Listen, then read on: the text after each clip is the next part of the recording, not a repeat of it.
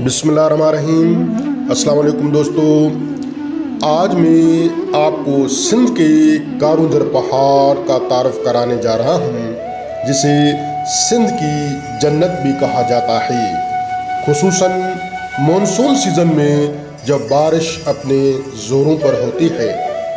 دوستو، کارونجھر پہاڑ یا کارونجھر پہاڑیاں سندھ پاکستان کے ضلع تھرپارکر کے جنوب مشرقی کنارے میں واقع ہیں۔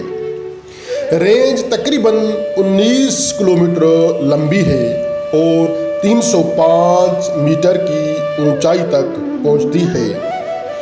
کارونجھر کے پہاڑ معدنی ذخائر سے مالا مال ہیں۔ اس میں گرینائٹ اور چینی مٹی کے وسیع ذخائر موجود ہیں۔ کارونجھر کنڈرو کے نام سے مشہور تھا۔ پہاڑی سلسلے میں تاریخی اہمیت کے کئی مقامات ہیں، جیسے بھورو سے تالاب، الکھ واو یا چھپا ہوا کنواں، آنچل چورے، سردارو اور گاؤ مکھی۔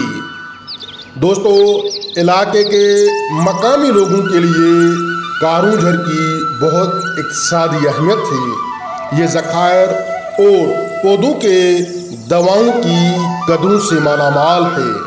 ان پودوں میں شتاوری، بھنڈی اور جنگلی پیاز شامل ہیں۔ یہ پہاڑ معاشی طور پر اس قدر اہمیت کا حامل ہے کہ ایک مقامی کہاوت ہے کہ کارونجھر سے باقاعدگی سے 100 کلو سونا حاصل ہوتا ہے۔ دوستو، جغرافی حوالے سے کارونجھر پہاڑ ننگر پارکر میں ضلع تھرپارکر کے رن آف کچھ کے شمالی کنارے پر واقع ہیں۔ وہ زیادہ تر گرینائٹ چٹان پر مشتمل ہیں اور ممکنہ طور پر ہندوستان کے اراولی رینج کی توسیع ہیں۔ اراولی کا سلسلہ ارچین دور سے تعلق رکھتا ہے، جو اسے قدیم ترین چٹانوں میں ایک بناتا ہے۔ ماہرین نے ان چٹانوں کی تشکیل کا وقت 3.5 سے 5 بلین سال پہلے بتایا ہے۔ کارونجھر کا علاقہ جغرافیائی طور پر ارد گرد کے صحراؤں سے بالکل مختلف ہے اور پھیلاؤ میں بہت محدود ہے۔ پہاڑی سلسلہ تقریباً 19 کلومیٹر طویل اور 305 میٹر بلند ہے۔ مرکزی رینج کے مشرق میں چھوٹی چھوٹی پہاڑیاں ہیں جو ویرل پودوں سے ڈھکی ہوئی ہیں۔ ان پہاڑیوں سے 2 بار ہماسی چشمے، اجیل شور اور سردھارو اور عارضی نہریں بھٹیانی اور گوردرو نکلتے ہیں جو برسات کے موسم میں بہتے ہیں۔ دوستو، اگر ہم آب و ہوا کلائمیٹ کی بات کریں تو ننگر پارکر کے علاقے کے لوگوں کو پانی کی فراہمی کے لیے کارونجھر ڈیم بنایا جا رہا ہے۔ مونسون کے موسم میں بارش کا پانی پہاڑ سے نیچے آتا ہے اور 20 سے زیادہ ندی نالوں بھٹیانی، ماؤ، گوردڑو، راناسر، سکھپور، گھٹیاری، مدنواہ، مونڈارو، بھوڈیسر، لولرائی درا پرانوا سے کش کے رن تک میں بہہ جاتا ہے۔ چٹانی خطوں کی وجہ سے اس پہاڑی سلسلے کی آب و ہوا انتہائی ایکسٹریم ہوتی ہے۔ مونسون کی وجہ سے اگست اور ستمبر صرف ٹھنڈے مہینے ہوتے ہیں۔ دوستو، اگر ہم تاریخ کی بات کریں تو سندھی اور گجراتی شاعروں کے کئی شعروں میں کارونجھر کا ذکر آیا ہے۔ سدھوں اور شرنگا، ہوتھل پری یا قدرت کی پری، اوڈھو جام سندھی زبان میں، اور بھیڑیو گاری، بھیڑیا کی انگوٹھی کے افسانوں اور روایات کو اس سلسلے میں شمار کیا جاتا ہے۔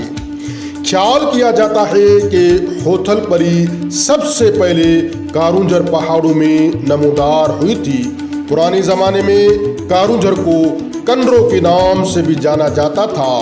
पहाड़ी सिलसिले में तारीखी अहमियत के कई मकामात हैं, जैसे भोडेसर तालाब, अलग वाव या छुपा हुआ कुआं, आंचले चोर, सरदारो, गाँवमुखी, पनराज गदर, नानी, चंदन गदर, भोंजो, भेसरो, झंडो और भौरो। माजी में बहुत से अफराद को करीबी रियासतों के बादशाहों ने कारुंझर में जलावतन कर दिया था। दोस्तों, कारुंझर का सिलसिला कभी इस खित्ते में जैन मत का गढ़ था। मुहक्किक मशहूर फनकारों ने लिखा है कि आस पास के पहाड़ियों में कम से कम 108 मुक़द्दस मकामात हैं।